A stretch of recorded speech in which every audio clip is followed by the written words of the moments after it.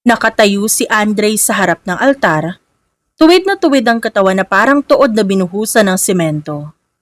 Pero kung gaano katigas ang kanyang tindig, gano'n naman kangiwi ang kanyang muka habang pinagmamasa ng babaeng dahan-dahang naglalakad sa aisle. Ito ang araw ng kanyang kasal.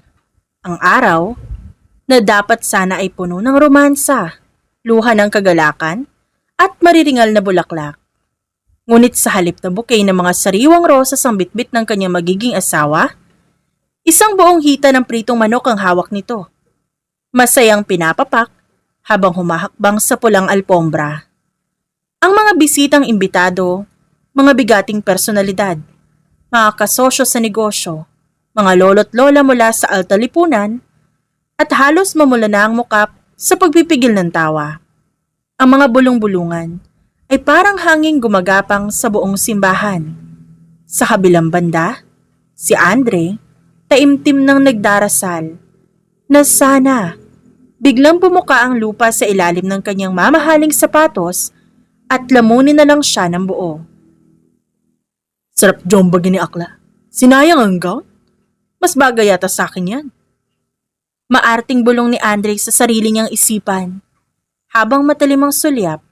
Sa magandang tela ng pangkasal na tila ba, mas binibigyan pa ng importansya ng babae ang balat ng manok kesa sa kanya. Nang sa wakas ay makarating ang bride sa tapat niya, hindi man lang ito huminto o lumingon sa kanya. Ang buong atensyon nito ay nasa natitirang laman malapit sa buto. Humarap ang pari sa kanila. Pilit pinapanatili ang banal at kalmadong ekspresyon sa mukha nito. Lumunok muna ang matandang pari bago marahang nakiusap gamit ang mikropono. Ma'am, kung maaari po sana, pwede niyo po bang ibaba muna yung manok na hawak niyo para pumasimulan na natin na maayos ang banal na seremonya? Mataray na tinaasan ng kilay ng bride ang pari. Tila ba ito ang nambasag na magandang moment? Huwag kang atat, father. Malapit na tumaubos o sayang ang crispiness. Hindi na nakatiis sa mga bisita. Ang pigil na bungis-gis kanina ay tuluyan ng sumabog sa malalakas na tawanan sa loob ng simbahan. Samantala, si Andre, palihim ng nagkukulot ng kanyang mga daliri sa loob ng bulsa. Gustong-gusto niya ng sabunutan ng babaeng ito dahil sa walang katapusang katakawan. Pero kailangan niyang panindigan ng imahe bilang isang matikas sa tagapagmana ng pamilya Di Maranan. Sa huling malaking kagat, binitiwan ng babae ang buto sa isang maliit na tissue, umarap sa altar at nagpakawala ng isang mahaba at maingay na dighay. Hindi pa siya kontento, isa-isa pa niyang dinilaan ang kanyang mga daliri na nangingintab sa mantika bago lumingon kay Andre sabay sabing, "Okay na ako. Game!" Sa ngalan ng Ama, ng Anak at ng Espiritu Santo. Amen. I now pronounce you husband and wife. Gumaan ang bahagya ang pakiramdam ng pare nang marating ang bahaging ito ng kasal, nang walang karagdagang manok na sumusulpot mula sa kung saan. Ngunit para kay Andre, ang mga susunod na salitang binitiwan ng pare, hindi basbas, kundi tila isang hatol ng kamatayan. You may kiss the bride. Parang sirang plaka na nag-echo ang boses ng pare sa loob ng utak ni Andre. Unti-unti siyang napatitig sa labi ng kanyang bagong asawa. Nangingintab ang mga ito, hindi dahil sa mamahaling lip gloss o kung anumang pampaganda, kundi dahil sa purong mantika ng hita ng manok na nilamon nito kanina lamang. May natitira pang ang maliit na mumo ng crispy skin sa gilid ng labi nito. Diyos ko Lord, bakit may ganitong pagsubok sa buhay ng isang magandang katulad ko? Sigaw na naghihingalong diwa ni Andre. Yaki! As in major yaki talaga. Kailangan ko ba talagang lapatan ng aking nagkakahalagang milyon-milyong labi ang nakakadiring girl lalo na yan? Te! Ang oily ng festlock at lips niya kaderder to the highest level. Baka pagdikit na mukha ko, tubuan ako ng dambuhalang pimples bukas. Lord, igora mo na ako sa langit ngayon din please. Habang si Andre ay parang nakaharap sa dulo ng talampas at nakikipaglaban sa matinding existential crisis, Si Abby naman, nakatayo lang doon. Patay mali siya at tila bored na bored. Wala siyang pakialam kung anong klaseng emosyon ang dumadaloy sa mukha ng bago niyang asawa. Para kay Abby, ang lalaking nasa harap niya, isang gwapo nga, ngunit isang suplado, walang puso at nakakatakot na mafia boss, isang pader na pinatungan ng tuxedo. At dahil wala siyang pakialam sa nararamdaman nito, mas lalong wala siyang pakialam kung gwapo ito o hindi. Ang tanging tumatakbo sa utak ni Abby ay ang orasan. Gustong-gusto niya nang matapos ang buong ritual na ito dahil alam niyang may naghihintay sa kanya na 3 tray ng chicken curry at isang buong basket ng fried chicken sa kotse para sa kanyang post-wedding mukbang. Ang bagal naman itong isang to. Hahalik lang parang tuod pa. Sambit niya sa kaloob-looban. Dahil sa matinding gutom at inip, hindi na hinintay ni Abby na gumalaw ang tila na stroke na si Andre. Sa isang mabilis at persahang paggalaw, inunat niya ang kanyang kamay, hinawakan ang mamahaling seda ng necktie ni Andre at marahas itong hinila pababa. Ay shucks! Ang tanging naisip ni Andre nang biglang mawala ng balanse ang kanyang katawan. Bago pa makaporma si Andre para umiwas, mabilis na idinikit ni Abby ang kanyang labi sa gilid ng labi ng lalaki sa isang mabilis at madaling halik na parang nagmamadaling sumakay ng jeep. Pagkatapos ng 2 segundo ng paglapat ng kanilang mga balat, agad siyang bumitaw. Pinunasan ang sariling bibig gamit ang likod ng kanyang kamay at humarap sa mga bisita na may malawak ng ngiti. Si Andre, naiwang nakatunganga, ang isang kamay ay dahan-dahang dinala sa gilid ng labi na nabahira ng konting mantika. Ang kanyang puso ay nagwawala sa halo-halong emosyon, inis, dumi at isang kakaibang kuryente na hindi niya maipaliwanag kung dahil ba sa takot o sa kakaibang lakas ng babaeng ito. Girl, hinila ang necktie ko? Ang tindi ng fighting spirit na matakaw na ito? At talaga sa gilid ng labi? Kala mo naman may pagdanasa ako sa kanya. Hello? Pero in fairness, mabango naman ang hininga niya. Lasang gravy. Habang nagpapalakpakan ng mga tao at nagsisigawan ng congratulations, naglakad na si Abby palabas ng simbahan nang may malalaking hakbang. Handa nang salubungin ang tunay na pag-ibig ng kanyang buhay, ang pagkain. Samantala, ang mafia boss na kinatatakutan ng lahat, naiwang nakatayo sa altar, hawak ang kanyang muka, at pilit kinakalimutan ang lasa ng fried chicken sa kanyang unang halik bilang kasal na lalaki. Makalipas ng ilang oras, nakarating na ito. Pagkatapak pa lang ng mga paa ni Abby sa loob ng dambuhala at marangyang mansyon ng mga dimaranan, hindi ang ginto o ang mga mamahaling chandelier ang kumuha sa kanyang buong atensyon, kundi ang pamilyar, nakakagutom at napakabangong halimuyak na nagbubuhat sa dining area. Kumaripa siya na lakad doon at sa gitna ng mahabang lamesa, masaya niyang sinalubong ang reyna ng gabi. Isang naglalakihan, bagong hango at kitang-kita ang malulutong na balat na crispy pata. Yummy! Ang sarap naman nito! Oh my gosh! Ang crispy! Masayang sambit niya habang walang keme-kemeng nagimay gamit ang kanyang mga kamay at nagsimulang umuya ng buong puso. Parang nasa langit ang kanyang pakiramdam sa bawat lutong ng balat ng inangat-ngat niya. Habang ang bagong kasal na bride ay abala sa kanyang sariling mundo ng katakawan, dahan-dahang lumapit si Andre. Seryoso ito, madilim at walang kahit anong emosyon ang kanyang muka. Isang perpektong imahe ng isang kinatatakutang mafia boss. Sa isang mabilis na galaw, marahas niyang ibinato ang isang makapal na folder sa tabi ng plato ng sarsa. Uy babae, pirmahan mo yan. Mariin at puno ng pang-iinsulto ang boses ni Andre habang nakapamewang. Tandaan mo, pinakasalan lang kita dahil utos ng aking ama. Ngunit sa oras na naman ako na lahat ng kayamanan ng pamilya namin. Sign that contract and get out of my house. You look disgusting. You're not suitable to be my wife. Korek ka dyan, self, no? Hiningkeri ng beauty mo na magka-jowa ng dambuhalang lumba-lumba na walang ginawa kundi lumafang. Hiyaw ng maarting inner Becky side ni Andre sa kanyang utak. Alangan namang, imodal ko sa mga rampa ang isang babaeng amoy mantika ng baboy? No way, highway. Baka matsugi ang reputation ko bilang Diyosa ng kadiliman. Ngunit para kay Abby, ang mga binitiwang salita ng seryosong mafia boss parang hangin lang na dumaan. Parang bingi ang tenga niya habang ang panga patuloy lang sa masiglang pagnguya ng taba at laman ng crispy pata. Hindi man lang niya tinapunan ng tingin ng kontrata. Mas importante ang sausawa na may sili at kalamansi. Naramdaman ni Andre ang unti-unting pag-akyat ng dugo sa kanyang muka. Pakiramdam niya na bastos ang kanyang pagiging alpha male sa harap ng isang kapirasong karne ng baboy. Hoy, may kausap ba ako o wala? Naiinis na sigaw ni Andre. Ang kanyang mga kamay, nanginginig na sa gigil. At kung hindi lang siya nagpipigil, parang gusto niya ng sabunutan ng babae sa tindi ng katakawan nito. Kakaloko si girl. Dad ba ang beauty ko? Hello? Akla ako ang kausap mo, hindi ang paa ng baboy. Gigil na bulong niya sa sarili, habang halos magbuhol na ang kanyang kilay. Dahil napansin ni Abby ang nagwawalang tingin ng lalaki, huminto siya saglit sa pagnguya, umugot ng tisyo para punasan ng kanyang natatakam na labi, at bored na tumingin kay Andre. Fine, whatever you say, just get lost. Sinisira mo yung appetite ko eh.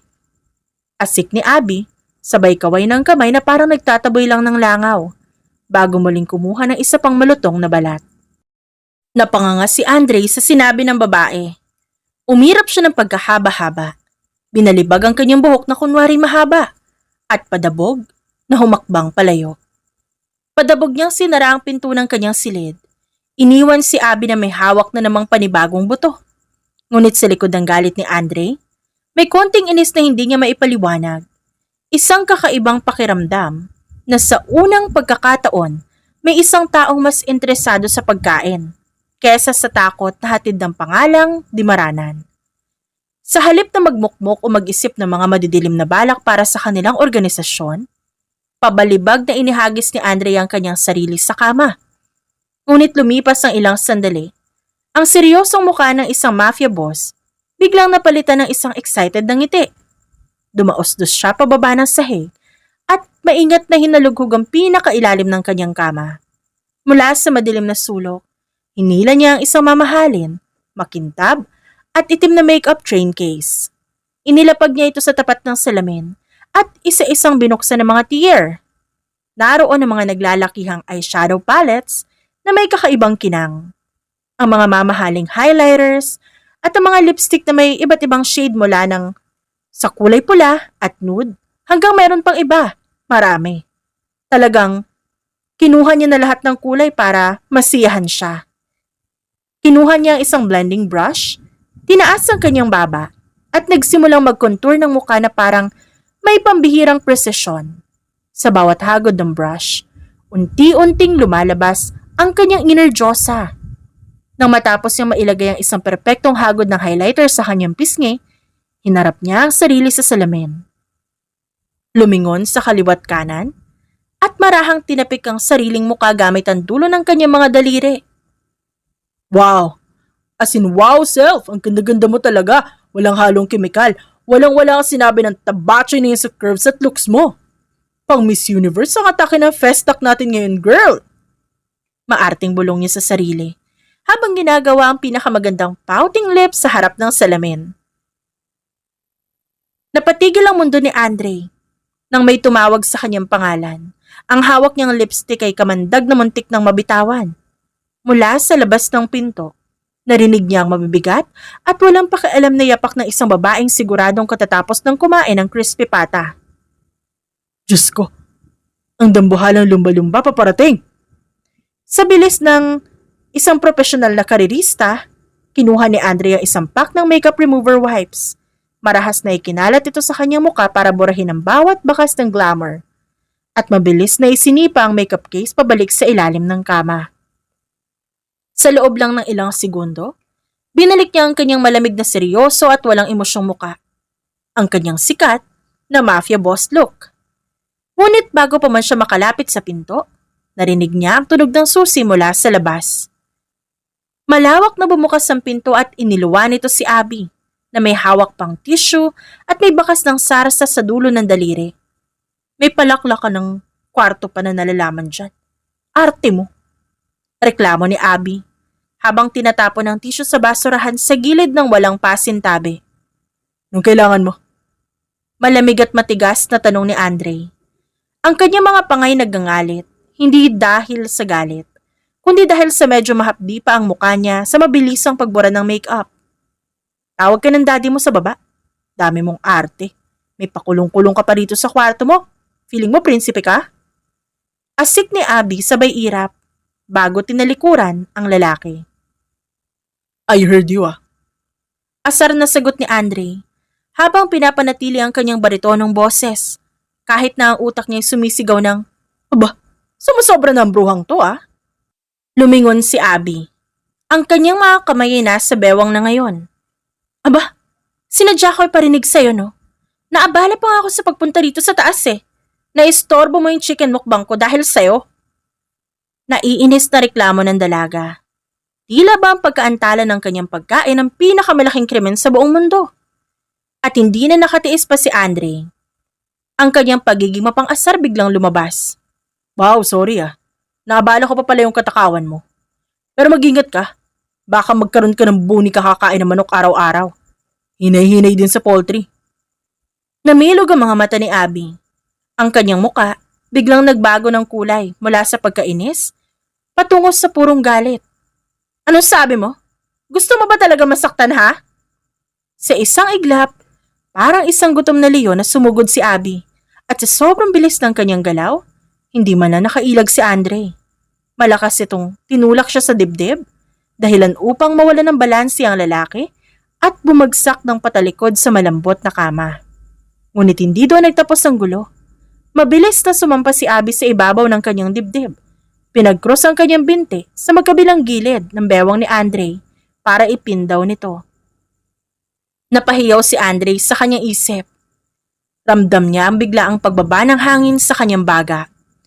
Pakiramdam niya, sa sobrang bigat ng babaeng ito, parang unti-unting nababali at nagkakahiwa-hiwalay ang mga joints niya sa buong katawan. Get off me, you pig! Asik ni Andre, habang ang kanyang mga kamay, mabilis na tinataas para saluhin at iwasan ang bawat suntok at kurot na ibinabato ng dalaga. Samantala, sa labas mismo na nakasarang pinto ng silid, nakatayo ang mga magulang ni Andre na sina Anthony at Amelia Di Maranan. Ang dalawa ay may malalawak na ngiti sa kanilang mga muka, habang ang kanilang mga tenga halos nakadikit na sa kahoy na pinto. Sabik na nakikinig sa mga ingay na nagmumula sa loob. You're so heavy, get off me! Maririnig na reklamo at daing ni Andre mula sa loob ng silid na halatang nahihirapan sa posisyon nila. I will not stop until I'm satisfied! Sagot naman ng galit na boses ni Abby, na ang tinutukoy ay ang kanyang paghihiganti sa pang-aasar ng lalaki sa kanyang pagkain. Napahagikik ng mahina si Amelia. Mabilis na tinakpan ang kanyang bibig gamit ang mamahaling panyo upang hindi makalika ng ingay. Oh Anthony, it seems our son is doing something for us to have our grandchild soon. Mukhang paparating na agad Masayang masaya na saad ng ina ng lalaki, habang ang kanyang mga mata nagniningning sa labis na pagkatuwa.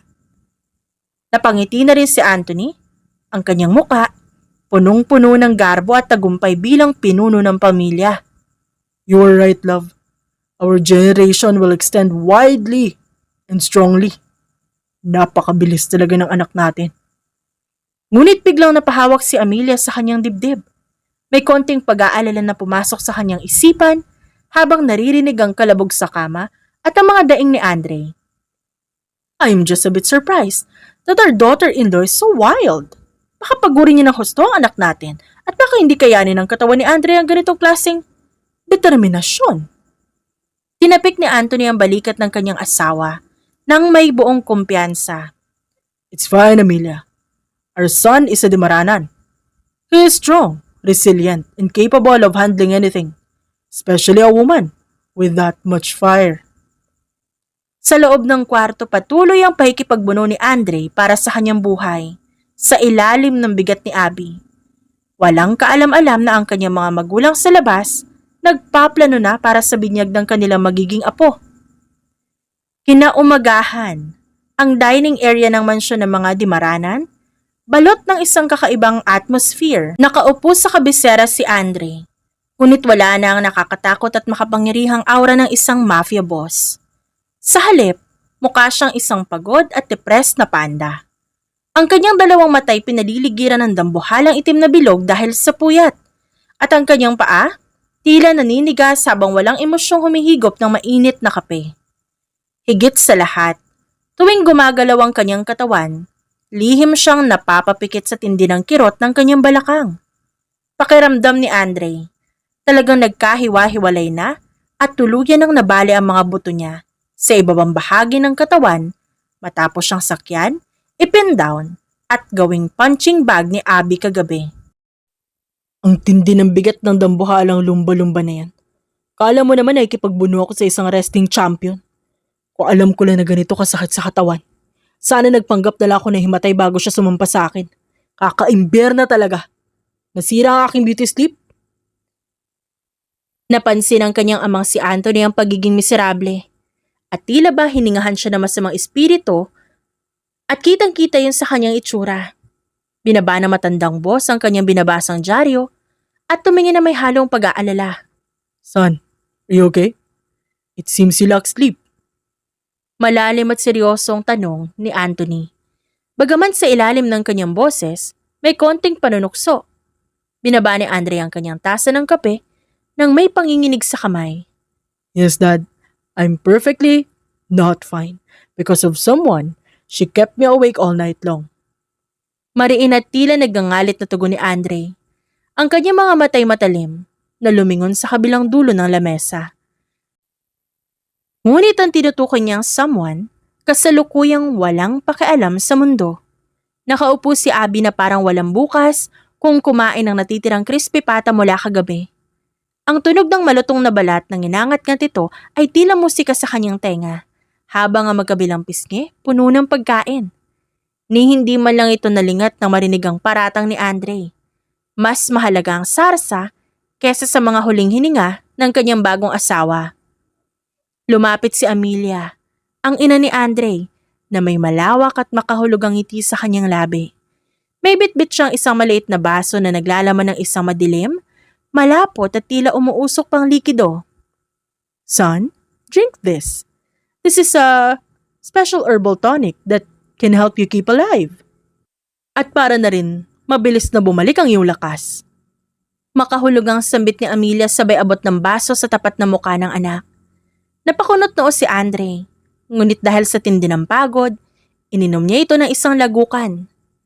Sa ikalawang segundo ng paglunok niya, biglang namilog ang kanyang mga mata at nagsimula siyang umubo ng sunod-sunod na para bang nauubusan siya ng hininga. Ma, ang pait-pait naman ito. May lupa na lasang ewan. Reklamo ni Andre habang dinidiretso ang kanyang dila sa labas sa tindi ng lasa. Kadiri! Lasang pinakulo ang medyas ng sundalo na hinaluan na ang palaya. Gusto ba akong lasunin ng sarili kong ina? Aniya sa kanyang isipan. Mabilis na tinapik ni Anthony ang likod ng anak para pigilan ito sa pagrereklamo. Pampalakas mo yan, anak. Huwag mong iduwal. Kailangan ng katawan mo yan para sa mga susunod pang gabi. Don't waste the effort of your mother. Humarap si Amelia kay Abby na nooy kasalukuyang pinupunasan ng mantika sa kanyang baba. Sobrang lambot ng tingin ng biyanan sa kanyang manugang. Maiba naman tayo. Masaya ako nagkasundo kayo agad ni Andre, anak. At dahil dyan, Abby, dahil ginalingan niyo ni Andre kagabi at talagang narinig namin ang inyong determinasyon, may crispy pata ka ulit sa akin mamayang gabi.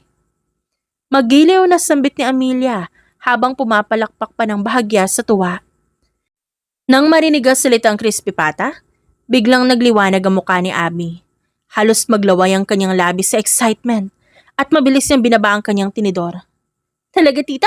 Wala nang bawian yun ha? As in panibagong set ng malutong na balat at taba? Excited na tanong ni Abby na tila ba nakalimutan ng lahat ng inis niya kay Andre dahil lang sa pangakong pagkain. Mas lalong lumawak ang ngiti ni Amelia. Lumapit ito kay Abby at tinawakan ng kamay ng dalaga. Don't call me tita anymore. Mommy na ang itawag mo sa akin. Yes, Mommy. Masiglang sagot ni Abby na may kasama pang malawak ng ngiti at handang-handa ng tawagin na kahit ano ang biyanan basta't may kasiguraduhan ang kanyang hapunan. Sa kabilang banda, si Andre halos mamilipit sa tindi ng inis sa tiya. Napairap na lang siya ng pagkahaba-haba at nagpa siyang lisanin ng hapagkainan bago siya tuluyang atakihin sa puso sa mga naririnig. Marahan niyang tinulak ang kanyang upuan at sinubukang tumayo ng tuwid. Isang malakas at malutong na tunog ang lumagutok sa buto ng kanyang katawan. Sabay doon ang mahinang daing ng sakit mula kay Andre. Agad na patayo si Amelia. Mabilis inalalayan ang kanyang anak sa braso ng labis na may pag-aalala at pag-unawa. Anak, magpahinga ka muna sa kwarto mo. Abay mo ka napagod ka ng husto sa ginawa niyo kagabi. Masyado yata kayo naging agresibo, hindi pa handa ang katawan mo. Napakunot ang noo ni Andre.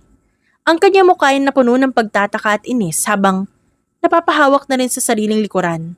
What do you mean, Mom? Hindi sumagot si Amelia. Sa halip isang makahulugan, malawak at tila may binabalak ng ngisi lang ang sinukli nito sa kanyang anak. Bago binalingan ng tingin si Anthony na nakangisi rin mula sa kanyang upuan. Matapos ang isang madrama at nakakalitong almusal, walang nagawa si Abby kundi ang sumunod sa utos ng kanyang bagong biyanan. Mabilis siyang naligo, nag-ayos ng sarili ng walang labis na kolorete at sumakay sa mamahaling backseat ng kotse ni Andre. Ang kanilang mga magulang ay literal na nagbanta at nagpumilit na kailangan nilang lumabas para sa isang official honeymoon date. Ang dahilan ng mga matatanda upang mas lalo nilang makilala ang isa't isa at mapalalim ang kanilang relasyon. Nag-abot pa si Amelia ng isang itim na credit card na walang limit ang budget. Mamasyal lang daw sila sa kahit anong marangyang mall, kumain sa pinakamahal na restaurant, o kahit anong gusto ng puso ni Abby. Sa kabilang banda naman, si Andre na siya nakaupo sa driver's seat habang mahigpit ang hawak sa manibela. Hindi man lang makaimik o makatanggi. Alam niyang sa mga sandaling ito, nakasalalay sa isang manipis na kable ang kanyang bilyong-bilyong mana. Kung magkakamali man siya, o kung mapapansin ng kanyang ama na hindi niya binibigyan ng atensyon ng kanyang asawa, baka tuluyan siyang matanggal sa listahan ng mga tagapagmana. At ang pinakamalaking sikreto na dapat niyang protektahan sa buong buhay niya ay ang katotohanang ang nag-iisang macho at kinatatakutang mafia boss, isa palang binabae na may pusong Diyosa. At hinding-hindi pwedeng malaman ng kung sino man, lalo na ng kanyang tigasing ama. Pinaandar ni Andre ang makina ng kotse nang may mabigat na hininga. Tumingin siya sa rearview mirror upang sulyapan ng babaeng kasama na tila ba walang pakialam kung marangyang sasakyan ang inuupuan nito ngayon. Where do you want to go? Malamig, baritono at seryosong tanong ni Andre. Pilit pinapanatili ang kanyang nakakatakot na mafia persona. Umayos na upo si Abby, tumingin sa bintana at nagpakawala ng isang tipid na sagot. Bar? Namilog ang mga mata ni Andre sa likod ng kanyang mamahaling sunglasses. Halos mapatapak siya sa preno sa sobrang gulat sa narinig na destinasyon mula sa babaeng akala niya walang alam kundi kusina. Aba, teka lang. Kala ko ba pagkain lang alam ng dambuhalang lumba-lumba na ito? Aniya sa isip. Bar talaga ang request? Mukhang may binabalak siyang mamingwit ng mga fafa at mga gwapong lalaki sa gabi. Huminga ng malalim si Andre. Hinigpitan ang hawak sa manibela. Binalik ang kanyang malamig na boses upang magbigay ng babala. Basta siguraduhin mo lang, huwag kang gagawa ng kahit anong gulo na ikakasira ng reputasyon ng aking pamilya at ang pangalan ko. Kundi sinasabi ko sa iyo, may paglalagyan ka sa organisasyong ito. Ngunit ang seryoso at nakakatakot na banta ng mafia boss, hindi man lang nagbunga ng kahit anong takot sa puso ni Abby. Sa halip na matakot o sumagot na maayos, walang kemeng binuksan ng dalaga ang isang malaking supot ng chicharon na itinago niya pala sa bag bago umalis ng mansyon. Tunog ng pagnguya ng chicharon. Yun lang ang naging tugon ni Abby sa mahabang litanya ng lalaki. Patuloy lang ang kanyang panga sa masiglang pagnguya ng malutong na chicharon, habang ang ilang peraso ng mumo ay nahuhulog pa sa kanyang kandungan. Patay mali siya sa tensyon sa loob ng sasakyan. Napakuyom na lang ng kanyang kamay si Andre sa manibela. Ang kanya mukha ay unti-unti nang namumula sa matinding inis. Pagbukas na pagbukas pa lang ng pinto ng bar, sinalubong agad sina Andre at Abby ng umaalingaw-ngaw na remix na tugtog. Mga makukulay na nagwawalang mga laser lights at halo-halong amoy ng usok at alak. Pero hindi ang ambiance ang kumuha sa buong atensyon ni Andre. Ang kanyang mga matay halos lumuwa at ang kanyang inner Becky side muntik nang magsisisigaw sa tuwa nang makita ang dance floor.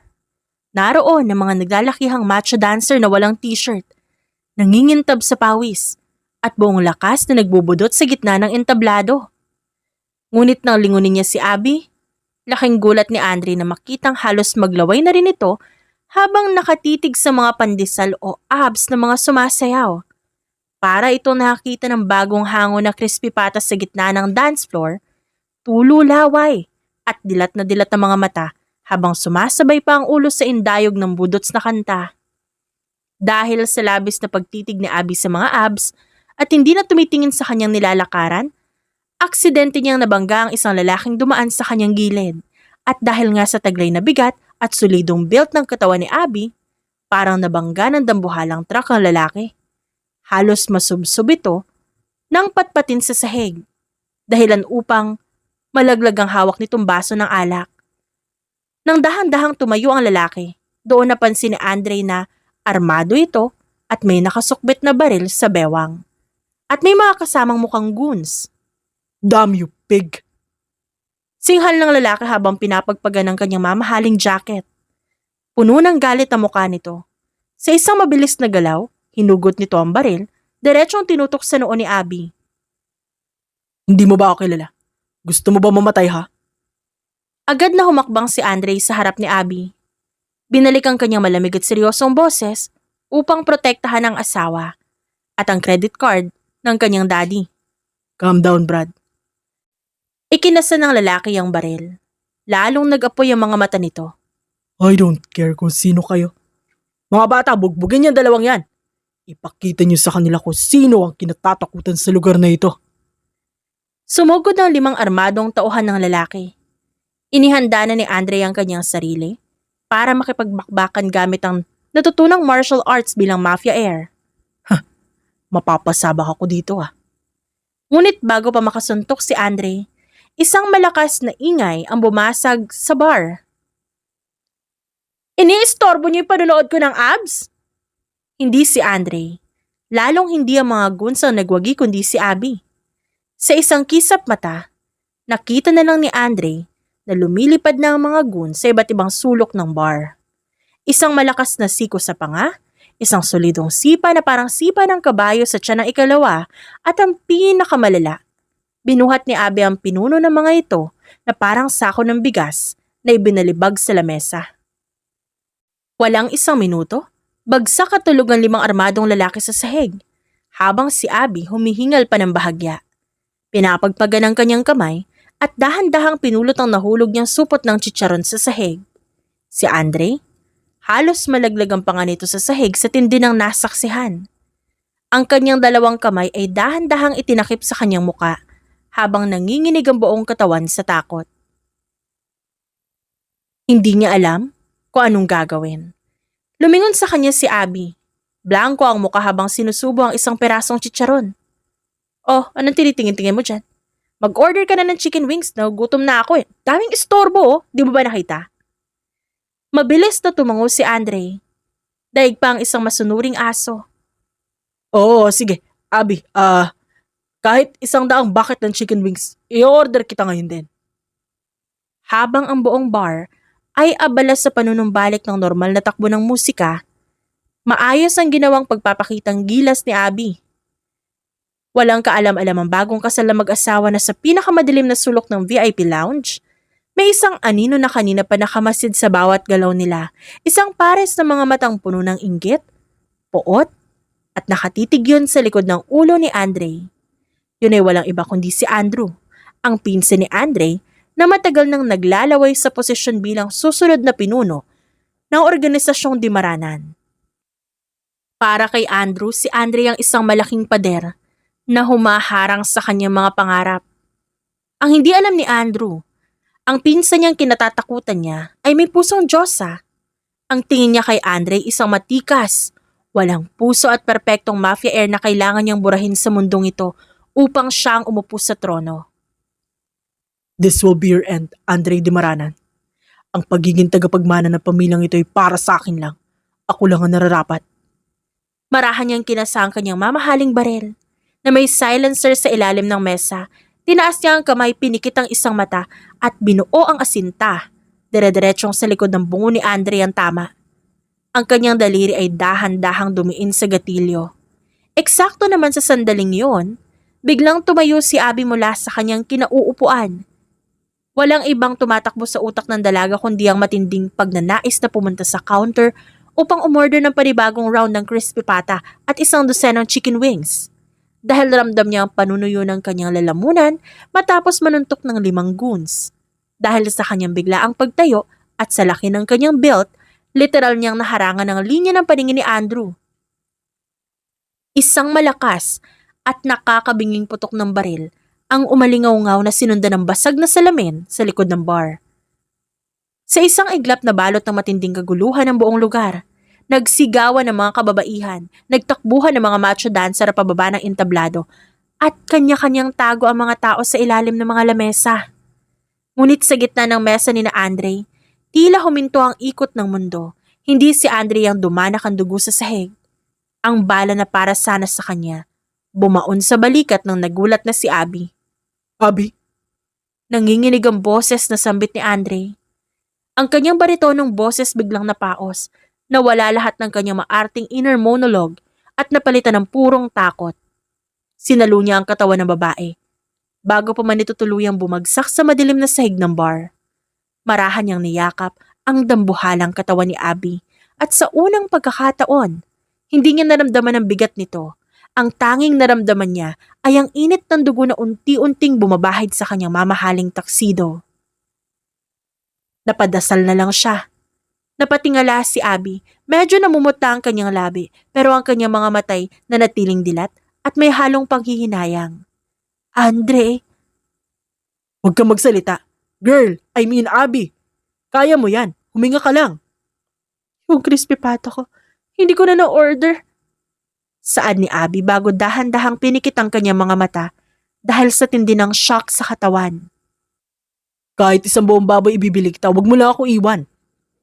Sabi ni Andre, habang ang kanyang puso ay tila pinipigas sa matinding sakit at kakaibang nararamdaman sa mga panahong yon. Dahan-dahang inilapag ni Andre si Abby sa isang ligtas na sulok sa ilalim ng mesa. Nang muli siyang tumayo, dahan-dahang nawala ang takot sa kanyang muka. Ang kanyang mga matay naging kasing dilim ng gabi sa buong underworld.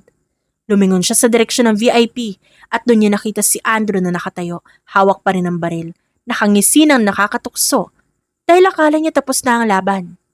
Hindi alam ni Andrew na ang lalaking nasa harap niya ay hindi lang basta mafia heir na nagagalit kapag ang asawa niya'y nasaktan, kundi isang galit na Diyosa na ngayon na handang maghasik ng totoong kadiliman kapag nasira ang kanyang payapang mundo.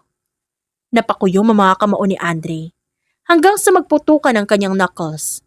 Ang kanyang pangay nagngangalit at ang kanyang buong katawan ay binalot ng isang aura na daig pa ang pinakamalupit na pinuno sa kasaysayan ng kanilang pamilya. Tumingin siya ng diretso sa mga mata ng kanyang pinsan.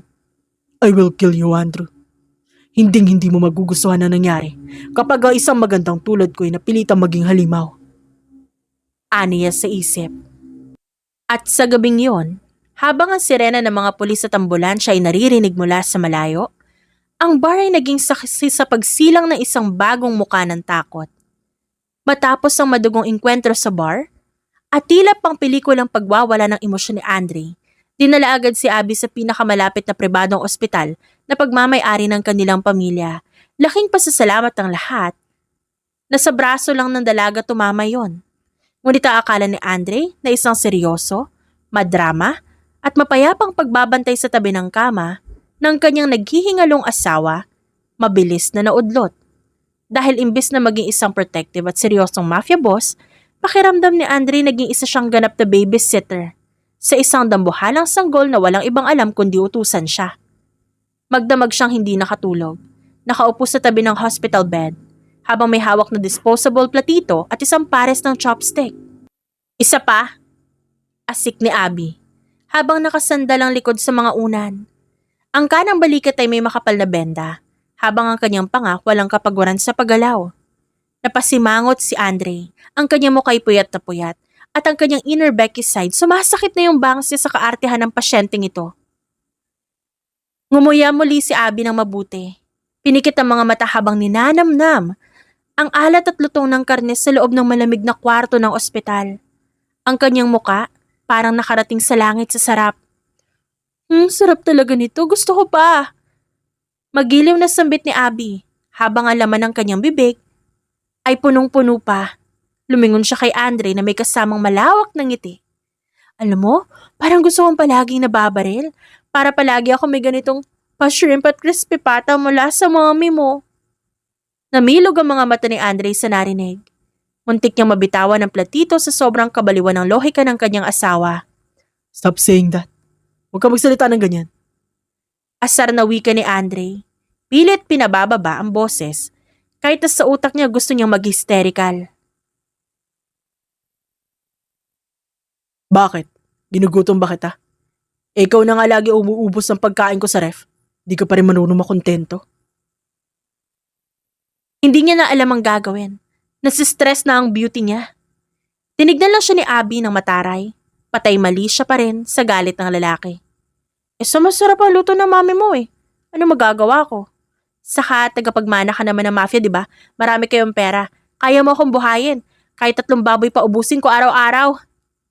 Napanganga si Andre sa kapal na mukha nito. Ngunit habang pinagmamasdan niya ang masiglang mukha ni Abby, na may konting bakas ng sarasa sa gilid ng labi, dahan-dahang napalitan ng isang kakaibang init ang inis sa kanyang dibdib. Sa kabila ng pagiging matakaw at pasaway nito, laking pasalamat niya na buhay ito at ligtas. Kumuha ulit siya ng isang pirasong karne. Pinunasan ang bahagyang gilid ng labi ng babae gamit ang tissue at asar na isinalpak ang pagkain sa bibig nito. O sige na, kumain ka na dyan. Siguraduhin mo pagkatapos itong confinement mo. Babayaran mo ang pagiging babysitter ko sa'yo. Oo na, basta may chicken curry bukas ha. Nang masigurado ni Andre na sapat na ang laman ng tiyan ni Abby at hindi ito magwawala habang wala siya, marahan siyang tumayo mula sa kanyang upuan sa gilid ng hospital bed. Sa bawat galaw niya nandun pa rin ang konting kuryente na sakit sa kanyang balakang, pero pinilit niyang panatilihin ang tuwid at prestihiyosong tindig ng isang dimaranan. Eksakto namang nag-vibrate ang telepono sa loob ng kanyang bulsa. Kinuha niya ito at tinignan ng screen at lumakad ng ilang hakbang patungo sa may bintana ng kwarto. Bago ito sinagot gamit ang kanyang pinakamalalim at pinakaseryosong baritonong boses. Did you find him? Malamig, maikli at puno ng otoridad na tanong ni Andre. Ang kanyang mga matay pinaliligiran pa rin ng itim na bilog, ngunit sa pagkakataong ito, ang lamig ng kanyang titig ay sapat na para magpasingkit sa mata ng kahit sinong kalaban. Yes, boss. Sagot na matigas na boses ng kanyang kanang kamay sa kabilang linya. Nahanap na namin ang kinaroroonan ni Andrew. Kasalukuyan siya nakakulong at binabantay ng mga tauhan natin sa lihim na hideout. Isang madilim at papanganib ng ngisi ang sumilay sa labi ni Andre. Good. I'll be there. Nang walang karagdagang salita, pinatay niya ang tawag at binalik ang telepono sa kanyang bulsa. Humarap si Andre sa kanyang asawa upang magpaalam bago isa katuparan ng kanyang hustisya bilang isang mafia heir. Mauna muna ako.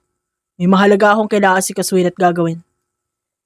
Ngunit ang formal, seryoso at medyo madrama niyang pagpapaalam, sinalubong lang ng purong kawalan ng pakialam. Patay mali siyang tumango si Abby. Ang kanyang buong atensyon ay nasa huling piraso ng crispy pata na hawak niya. Patuloy lang ang kanyang pangas sa masiglang pagnguya. Sige, basta wag mong kalimutan yung chicken curry ko mamaya. Napailing na lang si Andre sabay irap bago humakbang palabas ng pinto. Diyos ko naman, Lord. Kahit sabihin ko papatayin ko ang buong underground, mukhang mas iiyakan pa ng babaeng to kapag naubusan siya ng gravy. Nakakaloka. Habang sumasara ang pinto ng kwarto ng ospital, naiwan si Abby na masayang tinatapos ang kanyang pagkain. Ang lihim na hideout ng mga dimaranan ay isang abandonadong bodega ng simento sa may pantalan. Madilim, malamig at amoy kalawang. Sa gitna ng malawak na espasyo, nakatali sa isang lumang sili ng bakal si Andrew. Basang-basa ang mukha nito dahil sa malamig na buhos ng tubig at mga pasa sa mukha mula sa pakikipagtuo sa mga tauhan ni Andre. Malakas na bumukas ang dambuhalang pinto ng bodega. Pumasok si Andre habang nakasuot ng mahabang itim na trench coat na humahampas sa hangin sa bawat takbang niya. Ang kanyang sapatos ay lumilika ng matitigas na tunog sa semento at ang kanyang mukha ay seryoso. Madilim, walang kahit anong bakas ng emosyon. Sa paningin ni Andrew, si Andre ang pinakamalupit at pinakamabangis na tagapagmana ng underground. Ngunit sa loob-loob ng utak ni Andre, iba ang nagaganap na konsyerto. Tumayo si Andre sa tapat ng nakataling pinsan, dahan-dahang hinubad ang kanyang leather gloves at tumitig sa malamig na hitsura nito. So Andrew, kala mo ba talaga makakatakas ka matapos mong guluhin ang gabi ko? Matapos mong subukang kitlin ng buhay ng asawa ko? Pilit ng umisina mapang-asar si Andrew. Dinuraan ng dugo sa simento. Natatakot ka ba, Andre? Sayang nga lang, ikaw dapat ang natamaan ng bala. Yan tanga kasi na matabang babaeng yun. Umarang sa pagasinta ko. Pero ayos na rin kahit papaano mabawasan man ang bigat sa mundo. Nang marinig niya ang salitang mataba at ang pangiinsulto nito kay Abby, biglang nagbago ang ihip ng hangin sa loob ng bodega. Kung kanina umaarte pa si Andre sa dumi, ngayon, literal na nag-apoy ang kanyang mga mata. Hindi niya alam kung bakit, pero nang marinig niya ang laitin ng asawa at sinabihang matakaw, tila yun ang nagpagising sa isang bahagi ng kanyang pagkatao na hindi pa niya nadidiskubre. Sa isang biglang galaw, marahas na sinipa ni Andre ang sili ni Andrew dahilan upang matumbay ito ng patagilid sa simento kasama ang pinsan. Napadaing si Andrew habang nakahandusay sa sahig. Mabilis na sumugod ang tatlong nakawalang goons ni Andrew na nagtatago pala sa dilim ng bodega. Armado ang mga ito na mga pamalong bakal at patalim. Boss Andrew! Sigaw ng isa sabay hiyaw at sugod kay Andre. Dito na nagsimula ang isang maaksyon ngunit may kakaibang timpla na komedyang bakbakan. Ang unang goon, sumugod, winasiwas ang bakal na tubo.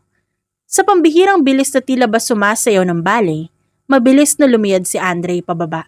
Isang perpektong matrix dodge na may kasamang poise. Sa pagangat ng kanyang katawan, gumamit siya ng isang solidong spinning back kick na direktang tumama sa mukha ng goon. Bagsak ang unang kalaban, talsik ang dalawang ngipin. Ang ikalawang goon, sumubok na saksakin siya mula sa likod. Ngunit dahil matalas ang pakiramdam ni Andre, mabilis niyang hinawakan ang braso nito, binaliktad ang kamay ng lalaki at ginamitan ng marahas na judo throw. Idinalisdis niya ang katawan ng goon sa semento. At bago pa man ito makatayo, tinapakan niya ang dibdib nito gamit ang kanyang mamahaling sapatos. May body odor ka pa yata. Aniya dito.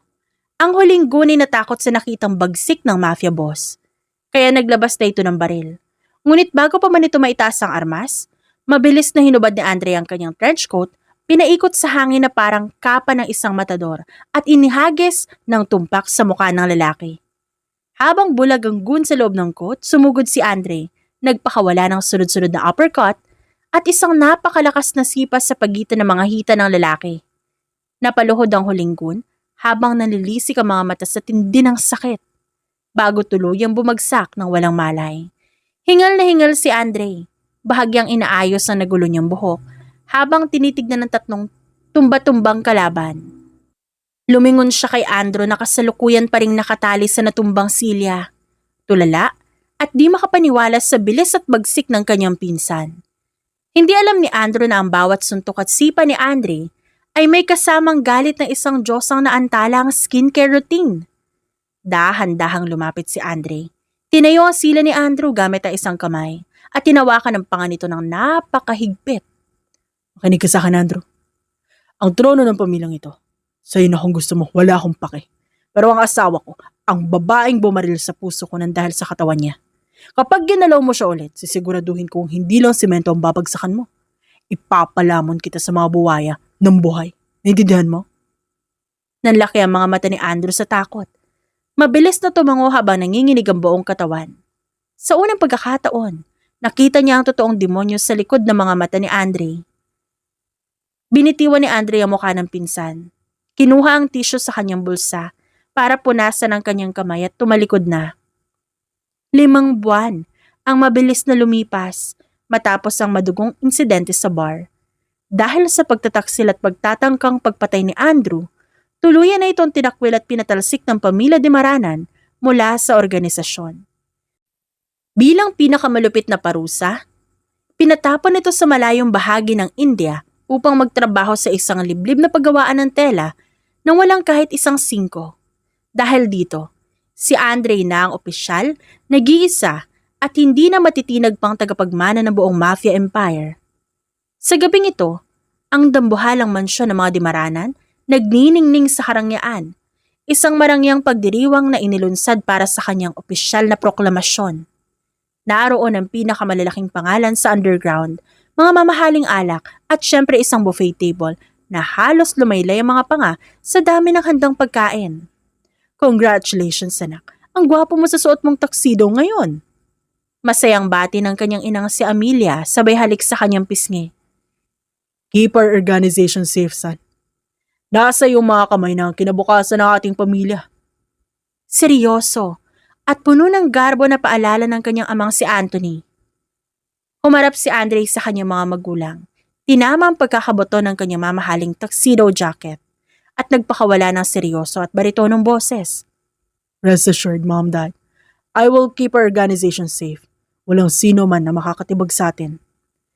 Ngunit ang seryoso at formal na mukha ng bagong mafia heir, biglang nawala ng lumingon ng kanyang mga mata sa direksyon ng buffet table.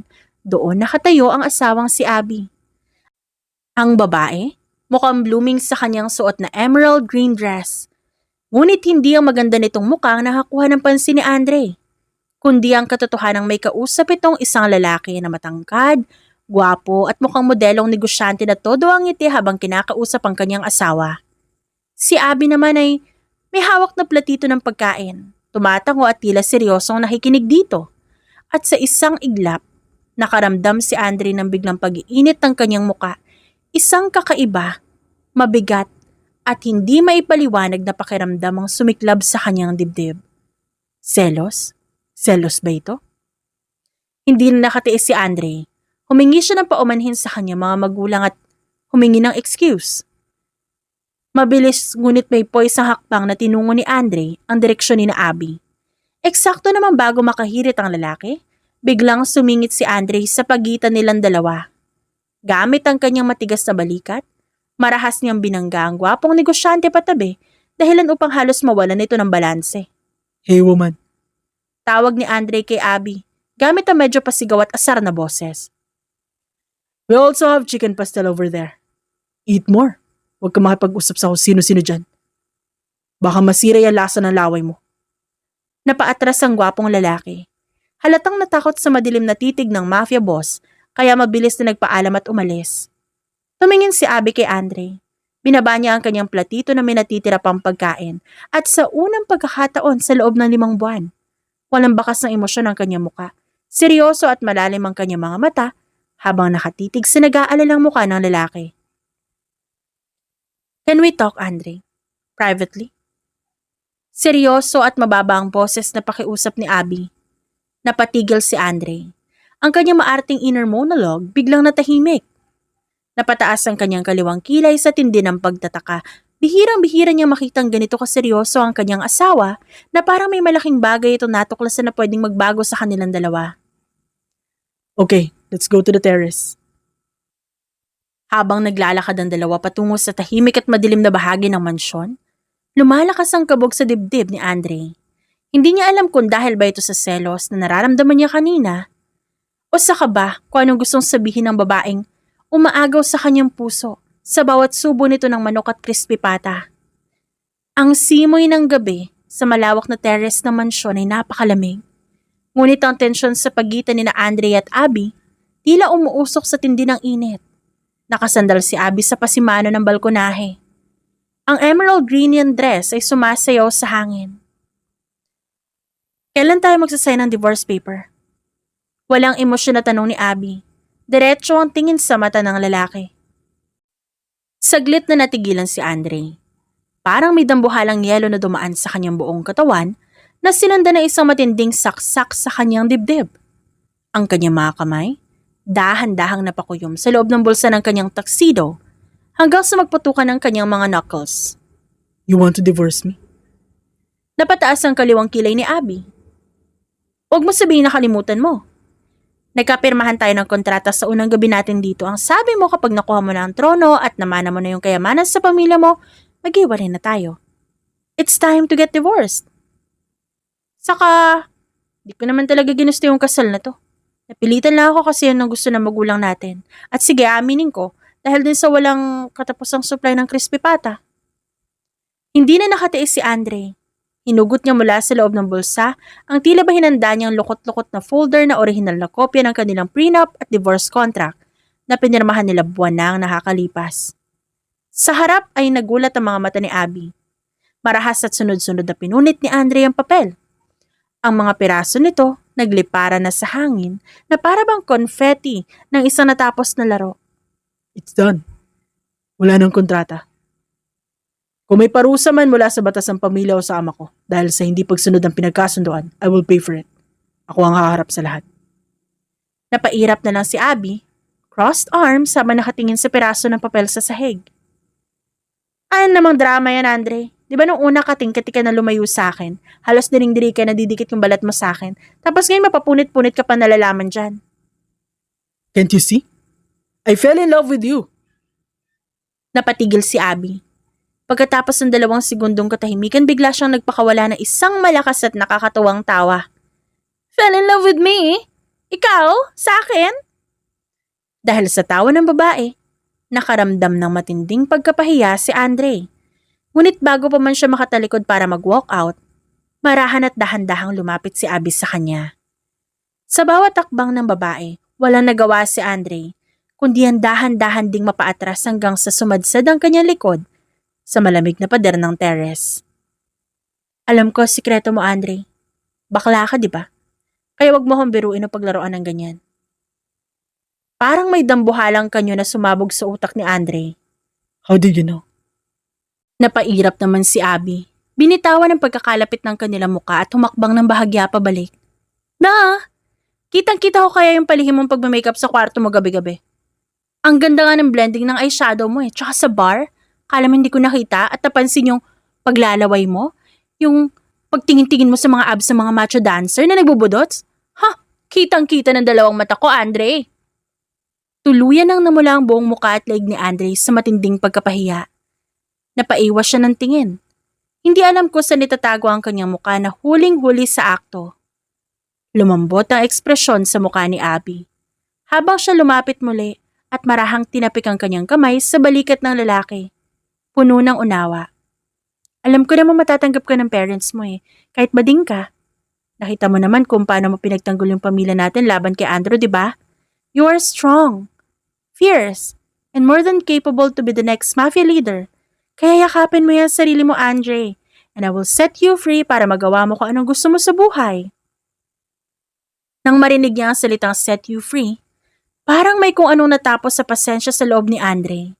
Nawala lahat ng kanyang hiya.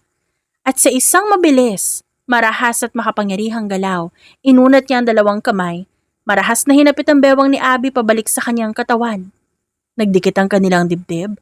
Nanlaki ang mga mata ni Abby sa biglaang agresibong galaw ng lalaki. Tumingin si Andre ng diretso sa kanyang mga mata. Isang titig na puno ng determinasyon ng isang lalaking handang ipaglaban ang kanyang pag-ibig. Yes, I'm gay. I like makeup, I like fashion, but you're the only one who made me feel like I'm a real man. Ikaw lang ang nag-iisang tao na handa kong protektahan kahit ubusin ko lahat ng bala sa underground. So stop planning to run away from me, or else I will lock you in our bed hanggang di ka na makapunta sa kitchen. Napairap si Abby, pilit na nagpapakawala. Sa matinding yakap ng lalaki, pero bigo siya sa pambihirang lakas nito. You can't threaten me, Andre. Hindi mo ako matatakot sa ganyang banta. I am not threatening you, my love. I am simply informing you. Bago pa man makasagot si Abby, Marahas at mariing dinikit ni Andre ang labi niya sa labi ng babae. Isang halik na hindi lasang fried chicken o gravy, kundi isang halik na puno ng matagal nang ipinagkait na pagnanasa, pagmamahal at matinding possessiveness. Nanlaki ang mga mata ni Abby sa tindi ng kuryenteng dumaloy sa kanyang katawan. Bago dahan-dahang lumambot ang kanyang depensa, inilipat ni Andre ang kanyang halik pababa sa panga ni Abby at isang mabilis na hagat at sipsip at minarkahan niya ang leeg ng babae. Isang opisyal na hiki na sumasagisag na ang Amazon ng matakaw ay kanyang pagmamay-ari. Pagmamay-ari na ito ng isang mafia boss na bading. Andre! Gulat na hiyaw ni Abby, sabay hawak sa kanyang leeg na namumula. Isang nakakalokong ngisi ang sumilay sa labi ni Andre, habang dahan-dahang hinahaplos ang pisngi ng asawa. I can also make you pregnant, Abby. At yun ang magiging habang buhay na parusa sa'yo. Para sa mga susunod na buwan, may dambuhala ka ng kaagaw sa bawat piraso ng crispy pata at chicken curry sa bahay na ito. Napanganga si Abby, habang si Andre naman, marahang tumawa. Isang tawa ng isang nagwaging Diyosa na naging hari ng gabi. Lingid sa kaalaman ng dalawa, sa likod ng kurtina ng terrace, muling nakatayo ang kanilang mga magulang na sina Anthony at Amelia. Nakasalukuyang nagbubunyi at nagpaplano na para sa susunod na engranding binyag ng kanilang pamilya. The End. At dyan nagtatapos ang ating kwento ngayong araw. Maraming salamat po sa inyong pagsuporta. Hanggang sa muli. Paalam!